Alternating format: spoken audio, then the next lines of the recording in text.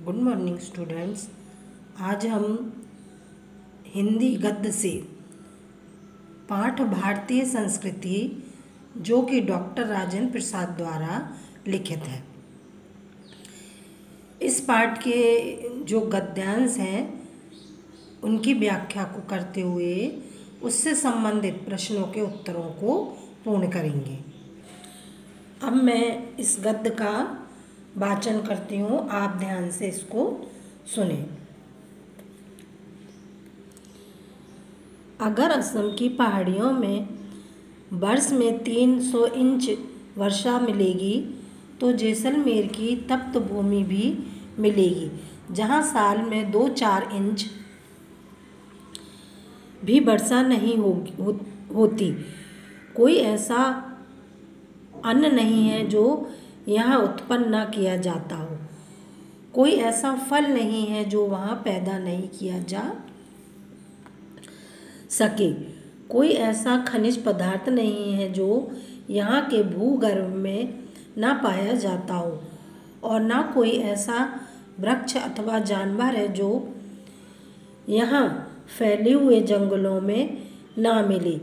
यदि इस सिद्धांत को देखना हो तो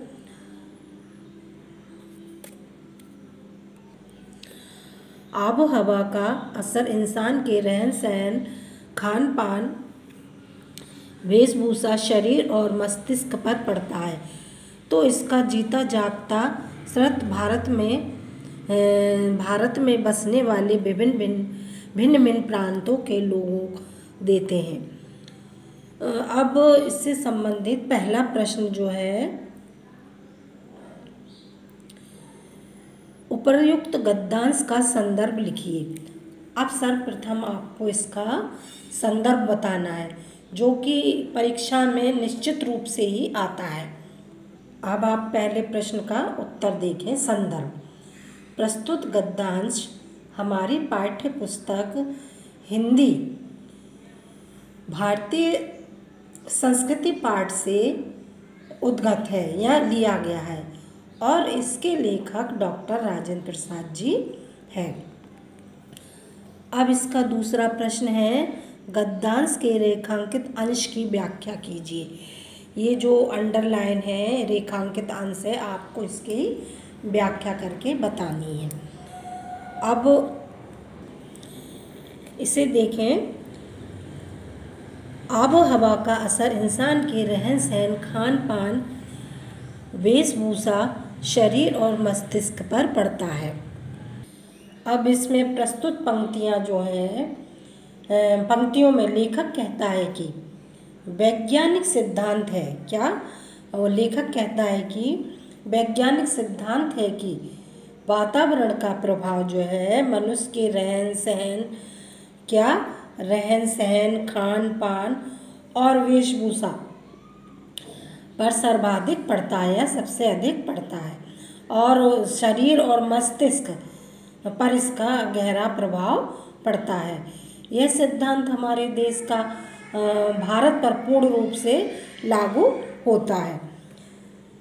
उसका जीता जागता सृजन भारत में बसने वाले भिन्न प्रांतों के लोग देते हैं, और कहा जाता है कि भारत के विभिन्न राज्यों के लोगों में यह विविधता या बदलाव या फर्क स्पष्ट रूप से देखने को मिलता है। इसका प्रमुख यह कारण है कि प्राकृतिक विविधता का जलवायु का भी है, जो बदलाव है, प्राकृतिक विविधता और इसकी जलवायु का भी फर्क होता है। अब अगला प्रश्न है आपका, उपर्युक्त गद्यांश में असम और जैसलमेर की वर्षा के विषय में क्या बताया गया है। मतलब जैसलमेर और असम जो है उसके विषय में क्या बताया गया है। तो अब आप इसका उत्तर ध्यान से सुनिए कि गद्यांश में असम और जैसलमेर की वर्षा के विषय में यह बताया गया है कि असम की पहाड़ियों में वर्ष में 300 इंच वर्षा होती है। मतलब कितनी, 300 इंच वर्षा मिलेगी, किंतु जैसलमेर में तप्त भूमि, तप्त माने गर्म भूमि में साल में 2-4 इंच ही वर्षा नहीं होती है। अब इसके बाद में आप दूसरा वाला देखें, ख नंबर का, विभिन्न विभिन्न धर्मों को मानने वाले भी जो हमारी दुनिया से के सभी देशों में बसे हुए हैं, यहाँ की थोड़ी बहुत जनसंख्या में पाए जाते हैं।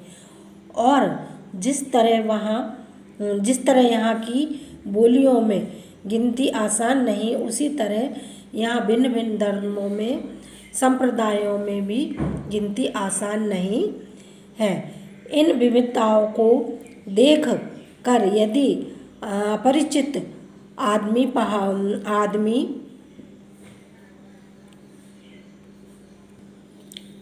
घबरा कर कह उठते हैं कि यह एक देश है, एक देश नहीं अनेक देशों का एक समूह है। यह एक जाति नहीं अनेक जातियों का समूह है, तो इसमें आश्चर्य की क्या बात है। अब इसमें भी आप सर्वप्रथम प्रश्न देखें। प्रश्न नंबर 1, उपर्युक्त गद्यांश का संदर्भ लिखिए। अब इसमें आप पहले प्रश्न का उत्तर ध्यान से सुने। प्रस्तुत गद्यांश हमारी पाठ्य पुस्तक हिंदी भारतीय संस्कृति के पाठ से लिया गया है। इसके लेखक डॉक्टर राजेंद्र प्रसाद जी हैं। ये तो आपको याद करना ही है, पाठ का नाम और लेखक का नाम। ठीक, अब अगला प्रश्न है, गद्यांश कोई रेखांकित अंश की व्याख्या कीजिए। अब इसके रेखांकित अंश की व्याख्या को देखेंगे। इन विभिन्नताओं को देखकर यदि अपरिचित आदमी घबरा कर कह उठते हैं कि यह एक देश नहीं बल्कि अनेक देशों का एक समूह है। अब इसमें इन पंक्तियों में जो लेखक है वो कहता है कि भारत के विभिन्न प्रांतों में या भारत के विभिन्न प्रांतों की विभिन्नताओं को देखकर कोई अजनबी माने अनजान व्यक्ति, अनजान आदमी भी ऐसा अनुभव कर सकता है कि भारत एक देश ना होकर कई देशों का समुच्चय या कई देशों को मिलाकर एक देश है। इस एक जाति नहीं अनेक जातियों का समूह है, तो इसमें आश्चर्य की क्या बात है। और वो कहता है कि इसी प्रकार भारत में अनेक जातियों को अनेक राष्ट्रीयताओं में गिना जा सकता है। क्या है? अनेक जातियों को अनेक राष्ट्रीयताओं में गिना जा सकता है। ऊपर से देखने पर ऐसा ही आभास मिलता है या ऐसा ही लगता है कि गहराई में देखने से पता चलता है कि सबने एक ही मिश्रित होकर या एक मिलकर विराट भारतीय संस्कृति की उच्चता को अधिक गौरवशाली बना दिया हो। मतलब वो क्या कहता है, सबने मिलकर मिश्रित होकर यानी मिलकर भारत को एक गौरवशाली देश बना दिया है। अब अगला प्रश्न है, उपर्युक्त गद्यांश में भारत की बोलियों एवं संप्रदायों के संबंध में क्या बताया गया है। अब इसकी बोलियों और संप्रदायों के बारे में आपको बताना है। अब ध्यान से इसके उत्तर को भी सुने।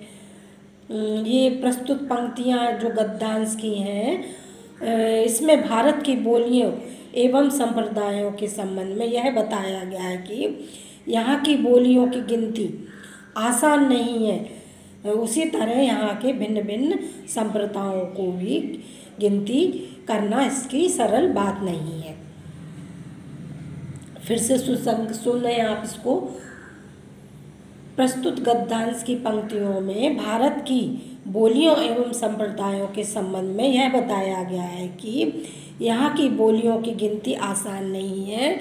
उसी तरह यहाँ के भिन्न भिन्न संप्रदायों को भी गिनना इतनी सरल या आसान बात नहीं है।